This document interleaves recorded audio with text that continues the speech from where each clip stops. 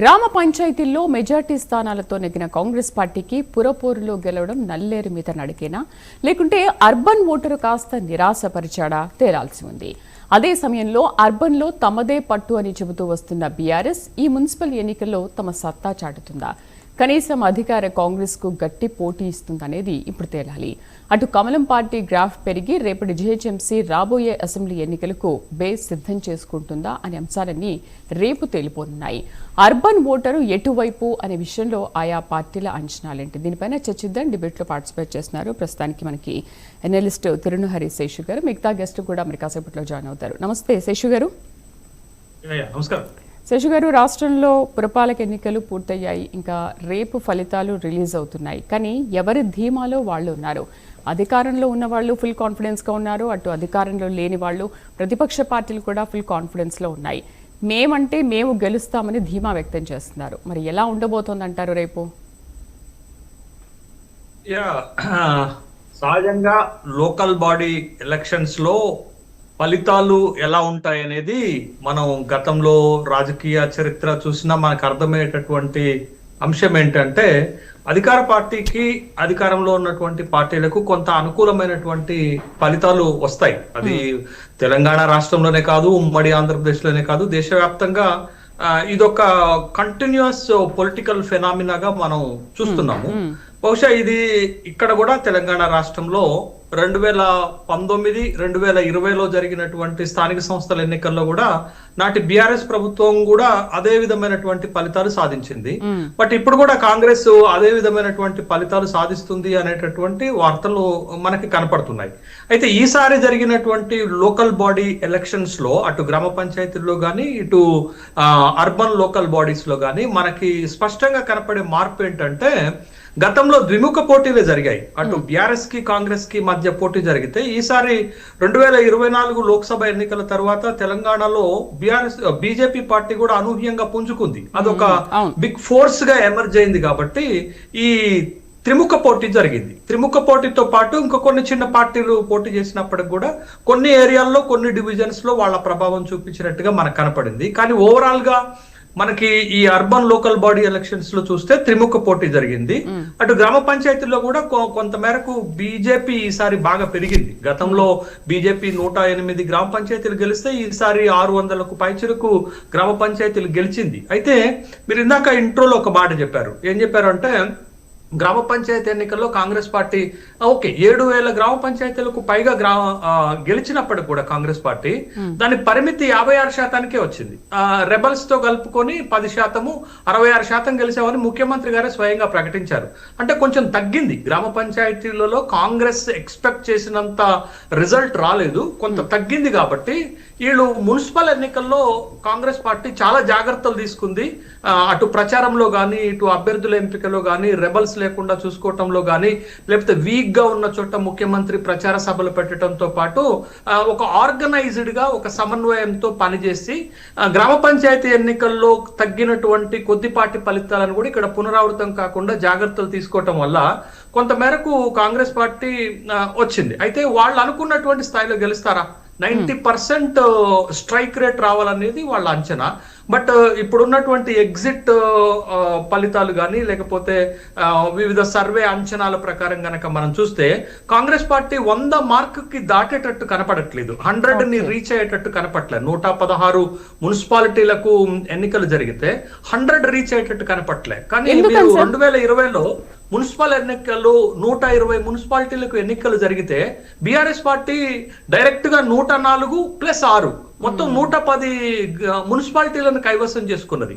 But ఆ స్థాయిలో ఇప్పుడు కాంగ్రెస్ పార్టీ 100 మార్క్ దాటుతుందా, సెంచరీ కొడుతుందా అనేటటువంటి ప్రశ్న చూస్తే మనకు ఇప్పుడుకున్నటువంటి రిపోర్ట్ ప్రకారం కాంగ్రెస్ 70 నుండి 80 మున్సిపాలిటీల్లో గెలిచేటటువంటి అవకాశాలు ఉన్నట్టుగా మనకి కనపడుతున్నటువంటి నేపథ్యంలో వాళ్ళు 90% స్ట్రైక్ రేట్ తోటి ఎలక్షన్ కి వచ్చారు. బట్ ఆ స్థాయిలో ఉంటుందా, రేపటి ఫలితాలు ఎట్లుంటాయి అనేది మనకైతే ఖచ్చితంగా కాంగ్రెస్ పార్టీ అధికారంలో ఉండటంతో మెజారిటీ మున్సిపాలిటీలలో గెలిచేటటువంటి అవకాశం ఉంది. ఇక కార్పొరేషన్లకు వచ్చేసరికి 7 కార్పొరేషన్లకు వచ్చేసరికి కాంగ్రెస్ కి 4 కార్పొరేషన్లో మెజార్టీ కనపడుతుంది. అక్కడ ఖచ్చితంగా మేయర్ స్థానాన్ని కైవసం చేసుకునేటటువంటి సంఖ్యా బలం వాళ్ళకు వచ్చేటటువంటి అవకాశం ఉంది. అది రామగుండము, మంచిర్యాల, తర్వాత కొత్తగూడెము, నల్గొండ కార్పొరేషన్లలో వాళ్ళకి మంచి లీడ్ వచ్చే అవకాశం ఉంది. అక్కడ ప్రాబ్లం రాకపోవచ్చు. వెరాజ్ ఇంకొక 3 కార్పొరేషన్లలో అటు మహబూబ్ నగర్ లో త్రిముఖ పోటీ జరిగింది. అక్కడ బెంచ్ మార్క్ కావాల్సినటువంటి 31 డివిజన్స్ లో గెలుపు అవకాశాలు ఉన్నాయా లేవా అనేది కొంత సంశయము, డౌట్ కనపడుతుంది. ఇంకా రెండిట్లోనైతే ఖచ్చితంగా హంగ్ ఏర్పడుతుంది. అటు కరీంనగర్ లో కానీ ఇటు నిజామాబాద్ లో కానీ అక్కడ 3 పార్టీల మధ్య గట్టి పోటీ జరిగింది. ఆ పోటీలో భారతీయ జనతా పార్టీ హెడ్ ఉన్నట్టుగా, ముందు వరుసలో ఉన్నట్టుగా మనకి కనపడుతుంది. బట్ అక్కడ పరిస్థితి ఎట్లుంటుంది, తుది ఫలితాలు ఎట్లా వస్తాయి. కానీ ఆ 2 కార్పొరేషన్లోనైతే మేయర్ స్థానాన్ని కైవసం చేసుకోవటానికి ఏ పార్టీకి కావలసినటువంటి బెంచ్ మార్క్, మీకు నిజామాబాద్ లోనైతే 31 గెలవాలి, తర్వాత కరీంనగర్కి వచ్చేసరికి 34 గెలవాలి. బట్ ఆ స్థాయి ఏ party single or just BJP ఆ 2 కార్పొరేషన్ లో ఉంటది అనేటటువంటి అభిప్రాయాలు వ్యక్తమవుతున్నాయి. అయితే ఓవరాల్ గా కాంగ్రెస్ 100ని రీచ్ కాకపోతే వచ్చేటటువంటి కామెంట్స్ ఒక తీరుగా ఉంటాయి. తర్వాత బీఆర్ఎస్ పరిస్థితి ఏంటి అని అంటే, లాస్ట్ టైం ఎలక్షన్స్ లో అర్బన్ బాడీస్ లలో బీఆర్ఎస్ పార్టీ చాలా ల్యాండ్ స్లైడ్ విక్టరీ కొట్టింది. బట్ ఈసారి ఆ పరిస్థితి లేదు. 20 నుండి 30 మున్సిపాలిటీలలో గెలుపు అవకాశాలు ఉన్నట్టుగా మనకి వార్తలు కనపడుతున్నాయి. అయితే బీఆర్ఎస్ పార్టీ ఇంకా గత ఓటమిని, అంటే అటు శాసనసభ ఎన్నికలలో కానీ, లేకపోతే లోక్సభ ఎన్నికల్లో కానీ, లేకపోతే ఎమ్మెల్సీ ఎన్నికల్లో ఎదురైనటువంటి ఓటమి నుండి ఇంకా బయటపడినట్టుగా కనపడింది. బట్ ఆ స్థాయి పెర్ఫార్మెన్స్ మున్సిపాలిటీలలో బీఆర్ఎస్ గట్టి పోటీ కొన్ని చోట్ల ఇచ్చినప్పుడు కూడా కొన్ని చోట్ల తేలిపోయింది. తర్వాత బీజేపీ ఎక్కడైతే బలంగా పుంజుకున్నదో, ఎక్కడైతే బలంగా ఉంటదని అనుకున్నారో అక్కడ ఈ 2 పార్టీల మధ్య, బీఆర్ఎస్ కి బీజేపీకి మధ్య ఓట్లు చీలిపోవటంతో కాంగ్రెస్ లాభపడుతుంది. అంటే త్రిముఖ పోటీ బలంగా జరిగిన చోట కాంగ్రెస్ లాభపడుతుంది. మీ కార్పొరేషన్లు తప్పిస్తే మున్సిపాలిటీలలో కాంగ్రెస్ లాభపడుతున్నట్టుగా మనకి కనపడినటువంటి ఎన్నికల వాతావరణాన్ని మనం చూసాం. అయితే ఇక్కడ మనం ఇంకా గమనించాల్సినటువంటి అంశం ఏంటంటే, లోకల్ బాడీస్లలో ఈసారి జరిగినటువంటి ప్రచారం తీరు ఎక్కడ కూడా లోకల్ బాడీస్ ఎదుర్కొంటున్నటువంటి సమస్యలు, పట్టణాలలో నగరాల్లో ఎదుర్కొంటున్నటువంటి సమస్యలు ప్రచార అస్త్రాలుగా మారలేదు. అసలు ప్రచార అంశాలుగా కూడా రాలేదు. వాటి స్థానంలో 3 పార్టీలు కూడా చాలా జాగ్రత్త పడ్డాయి. ప్రజల సమస్యలు కానీ, నగరాలు పట్టణాలు ఎదుర్కొంటున్నటువంటి సమస్యలపైన చర్చ జరగకుండా వ్యక్తిగతమైనటువంటి దూషణలు, పార్టీ పరమైనటువంటి విమర్శలను తెర మీదకి తీసుకొచ్చి వాటి మీదనే చర్చ జరిగేటట్టుగా పార్టీలు సక్సెస్ అయినాయి. కాబట్టి అది ఈ ఎన్నికల్లో ప్రధానమైనటువంటి లోపంగా కనపడుతుంది. దాంతో పాటు గత ఎన్నికల్లో లాగా ఈసారి ఇంకా విచ్చలవిడిగా డబ్బులు పంచారు. మీకు కార్పొరేషన్ లోనైతే 3 నుంచి 10,000 రూపాయలు ఒక్కొక్క ఓటుకు పంచితే, మీకు మున్సిపాలిటీలకు వచ్చేసరకు 1,500 నుంచి 2,000 రూపాయలు పంచారు అనేటటువంటి వార్తలు కూడా వచ్చినటువంటి నేపథ్యంలో, బట్ ఎన్నికలంతా కూడా ఒక గందరగోళమైనటువంటి పరిస్థితికి, ప్రజా సమస్యల మీద చర్చ జరగకుండా వ్యక్తిగతమైనటువంటి దూషణలు, రాజకీయ పరమైనటువంటి విమర్శలతోటే ఈ విధంగా కాలం గడిపారు అనేటటువంటి ఒక విమర్శ వస్తే, ఎందుకు కాంగ్రెస్ పార్టీ ఇంకా బలంగా కనపడింది? 2 సంవత్సరాల తర్వాత జరిగిన ఎన్నికలు. సహజంగా 2 సంవత్సరాల తర్వాత ప్రభుత్వం పైన ప్రజల్లో ఒక అభిప్రాయం ఏర్పడుతుంది. బట్ ఆ అభిప్రాయం కొంతమేరకు ప్రజల్లో అసంతృప్తి ఉంటే, ఆ అసంతృప్తిని ఓట్లుగా మలుచుకొని గెలుపు బాటకు వెళ్ళటంలో బీఆర్ఎస్ పార్టీ ఎక్కడో సమన్వయ లోపం కనపడింది నాకైతే.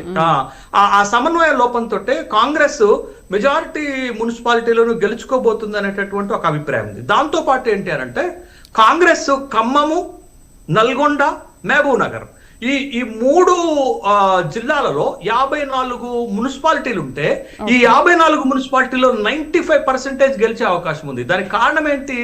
ఖమ్మంలో కాంగ్రెస్ కి బలమైన నాయకత్వం ఉండటం. అది బట్టి విక్రమార్క, పొంగులేటి శ్రీనివాసరెడ్డి. పొంగులేటి శ్రీనివాసరెడ్డి అయితే ఈ ఎలక్షన్ కి రాష్ట్రమంతా ఇన్ఛార్జ్ గా ఉన్నారు.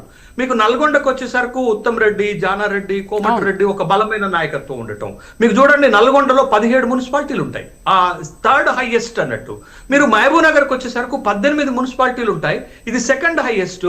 మహబూబ్ నగర్ నుండే ముఖ్యమంత్రి ప్రాతినిధ్యం వహిస్తున్నారు కాబట్టి ఈ 3 జిల్లాల్లో కాంగ్రెస్ కు ఒక అడ్వాంటేజ్ వచ్చింది. ఈ అడ్వాంటేజ్ తోటి 54 మున్సిపాలిటీలు ఉంటే 90% మోర్ కాంగ్రెస్ పార్టీకి గెలుపు అవకాశాలు రావటం వల్ల కాంగ్రెస్ నంబర్ పెరుగుతుంది. కాంగ్రెస్ నంబర్ పెరగటంలో ఉన్నది. తర్వాత ఇంకొక కీలకమైన అంశం ఏంటంటే ఇంకొక 3 జిల్లాలు ఆదిలాబాదు, నిజామాబాదు, కరీంనగర్, ఈ 3 జిల్లాలలో బీజేపీ రూపంలో బీఆర్ఎస్ కి నష్టం జరిగింది. ముఖ్యమంత్రి గారు అప్పుడప్పుడు చెప్తున్నారు కదా, ఫెవికాల్ బంధం ఉంది, ఇంటర్నల్ ఒప్పందం ఉంది అని అన్నారు, కానీ ఎలక్షన్ రోజు అది కనపడలేదు మనకి. మీరు చూడండి, జూబ్లీ హిల్స్ ఎన్నిక జరిగినప్పుడు లాస్ట్ 3 రోజుల్లో ఫలితాన్ని తారుమారు చేశారు, ఫలితాన్ని తమ వైపుకు తిప్పుకున్నారు. అట్లాగే ఈ ఎన్నికల్లో కూడా వాళ్ళు ఏం చేశారంటే ముఖ్యమంత్రి ప్రచారం వ్యూహాత్మకంగా చేసి ఫలితాలను కొంత వాళ్ళ వైపుకు తిప్పుకున్నారు. ఈ 3 జిల్లాలలో జరిగినటువంటిది ఏంటంటే బలమైనటువంటి త్రిముఖ పోటీ జరగటం వల్ల కాంగ్రెస్ కి లాభం జరిగింది. ఈ 3 జిల్లాల్లో 30 మున్సిపాలిటీలు ఉంటాయి. ఆ 30 మున్సిపాలిటీలలో కాంగ్రెస్ మెజారిటీ మున్సిపాలిటీలు గెలుస్తుంది. కాబట్టి కాంగ్రెస్ కి నంబరు చాలా ఎక్కువగా కనపడుతుంది. కానీ ఆ నంబరు 100 దాటకపోవటం కాంగ్రెస్ విజయాన్ని మనం ల్యాండ్ స్లైడ్ విక్టరీగా చూడలేకపోతున్నాం అన్నట్టు. బట్ రేపటి ఫలితాలు మనకి చాలా స్పష్టమవుతాయి, కానీ బిగ్ నంబర్ అయితే ఉంటుంది కాంగ్రెస్ పార్టీకి.